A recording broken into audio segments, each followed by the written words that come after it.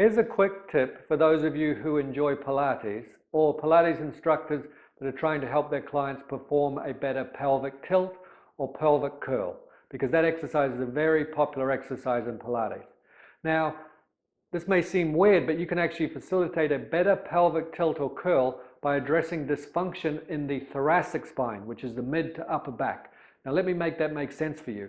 The erector spinae muscles run all the way down the spine and attach to the pelvis and the lower back and sacrum.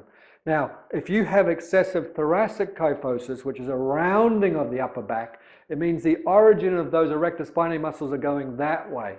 That pulls the insertion, which is in part is the pelvis and lumbar spine with it, because obviously as the end of one muscle goes one way, the insertion of it is going to come with it. So the rounding of the upper back makes the pelvis tilt up at the back, which is an anterior pelvic tilt, and an overarching of the lower back, which is the opposite movement we want when we're doing a pelvic tilt or pelvic curl. Because a pelvic tilt or pelvic curl is a posterior tilting of the pelvis, or tilting the pelvis under, and a rounding of the lower back. So we need the origin of those muscles to be that way so that the insertion, which is the pelvis and the lower back, can release. So we're going to use 2 tennis balls as a self-myofascial release or self-massage technique to release those muscles in the upper back to help facilitate a better pelvic tilt and curl as a result. So I've got Ashley here, and she's going to show us that exercise. But you're going to place 2 tennis balls in a sock. You're going to put the first ball in the sock. You then can put a knot just behind that ball, because that's where the spine's going to be, because we're actually going to use these tennis balls on either side of the spine, and you don't want pressure on the spine itself. So the knot will actually protect the spine. You place the other tennis ball on top of that knot, and now you have 2 tennis balls in a sock with a space in between it for the spine. And with that end of the sock, it's easier for people to get that ball or those 2 balls behind them. So Ashley's going to grab a pillow. The reason why she's going to grab quite a big pillow is I'll explain that in a minute, and it's very important that you do use a large pillow when you first introduce your clients to this exercise or doing it yourself. So you're going to place those balls, Ashley, at about bra height on either side of the spine. And she's going to lie back over those balls. Perfect. Now, the pillow is there because if she is very rounded in her upper back and we get her to extend or lie back over those balls, then it's going to be too much pressure if she can't reach that pillow. So she's going to start to be like this. So she's going to lose, obviously she's going to get tension, she's going to feel like she's losing her breath. So we want a large pillow so she can lie back comfortably.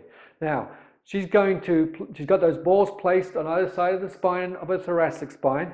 She's going to tilt her pelvis, because remember, we want the lower back to not arch. We want it to tilt, and we want to encourage arching of the upper back. Do you feel a tight spot? And let's hug ourselves as well. Perfect. That will get the shoulder blades out the way.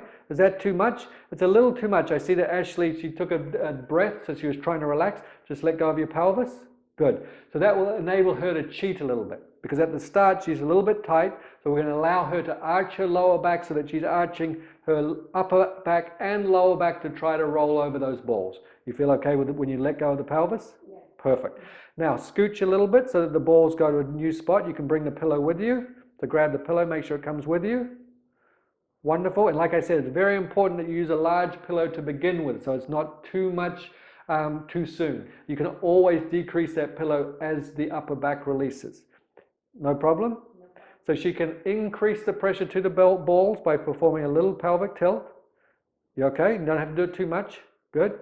Now she's going to do all the spots of her thoracic spine. So she's starting to get extension in her thoracic spine, which will, remember, move the origin of those muscles that way, which will enable the pelvis to release, so that when she has better extension in her thoracic spine, she'll be able to perform that pelvic tilt or pelvic curl more correctly. Let's imagine we've done that for 3 to 5 minutes, doing all those spots up the thoracic spine. Roll to the side for me. Good, and roll back. Good. And now you'll feel, and just do a pelvic tilt. Put your arm out to the side so we can see this in the camera. Just do a pelvic tilt for us. Much easier now, isn't it? Yes, because her upper back is lying flatter to the ground, which means she doesn't need to cheat by arching her lower back to get her body into extension, which means she can tilt that pelvis and perform a better pelvic tilt and curl as a result. So next time you're having problems performing a pelvic tilt or curl in Pilates, Try this exercise to encourage better movement of the thoracic spine, and you'll feel that your lumbar spine and pelvis functions that much better.